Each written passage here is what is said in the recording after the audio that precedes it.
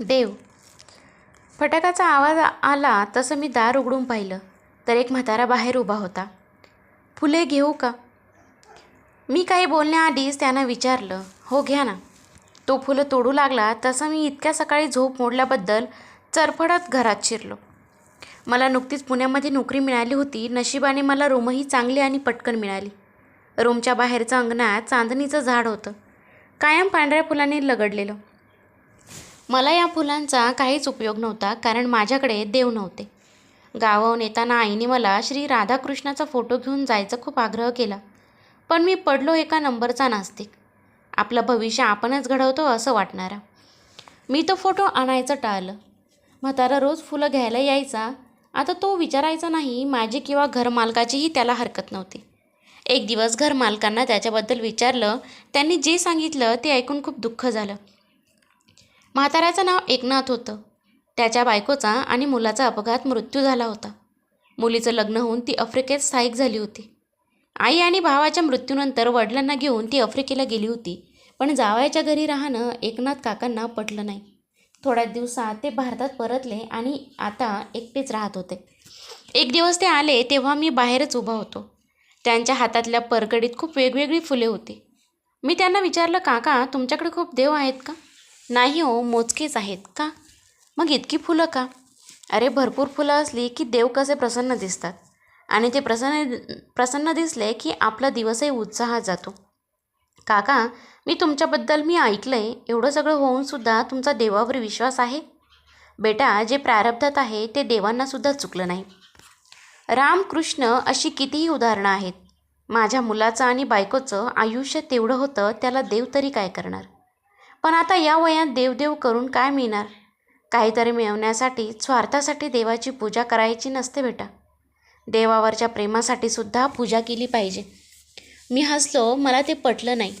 म्हणालो, आपल्या देशात मला नाही वाटत कोणी स्वार्थाशिवाय देवाला नमस्कारसुद्धा करत असेल. का नाही?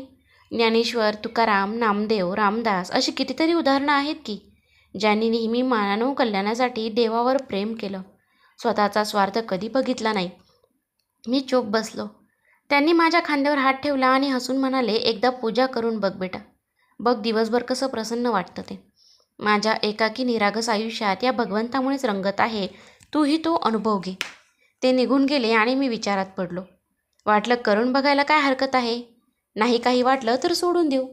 त्या दिवशी संध्याकाळी ऑफिसमधून येताना राधाकृष्णाची फोटो फ्रेम आणि पूजेचं साहित्य घेऊन आलो. दुसऱ्या दिवशी बुधवार होता. मी सकाळी लवकर उठलो.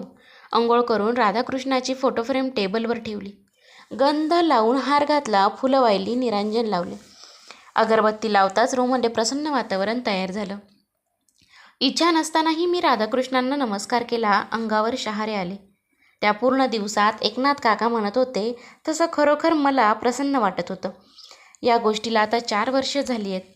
मधल्या काळात खूप घडामोडी घडल्या. मी माझ्या आईवडिलांसोबत एकनाथ काकांनाही चारधाम यात्रा, मथुरा, वृंदावन, गोवर्धन परिक्रमा घडवून आणली. महाराष्ट्रातल्या अनेक तीर्थक्षेत्री त्यांना घेऊन गेलो. काका कधी बोलले नाहीत, पण त्यांच्या चेहऱ्यावर एक समाधान आणि माझ्याबद्दलची कृतज्ञता दिसून यायची. 2 वर्षापूर्वी काका वारले. त्यांची आफ्रिकेतील मुलगी कविता, जावई आणि गोड चेहऱ्याची नणंद सोनाली आले होते. काकांचं क्रियाकर्म त्यांच्या इच्छेनुसार मीच केलं. या 13-14 दिवसात माझ्या आणि सोनालीचे सूर कसे कुणास ठाऊक जुळून आले. 6 महिन्यांनी कवितेच्या नवऱ्याचा ओळखीमुळे मला आफ्रिकेत गले लठ्ठ पगाराची नोकरी मिळाली.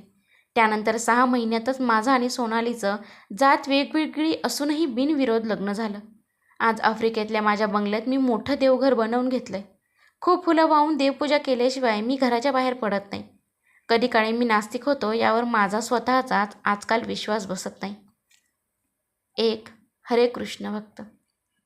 रामकृष्ण हरी. तर मित्रांनो, व्हिडिओतली कथा कशी वाटली कमेंटमध्ये नक्की सांगा. आणि खरंच देवाशिवाय आपल्याला पर्याय नाही हे मात्र नक्की. तर कमेंटमध्ये मला सांगायला किंवा कमेंटमध्ये श्री स्वामी समर्थ लिहायला विसरू नका. धन्यवाद.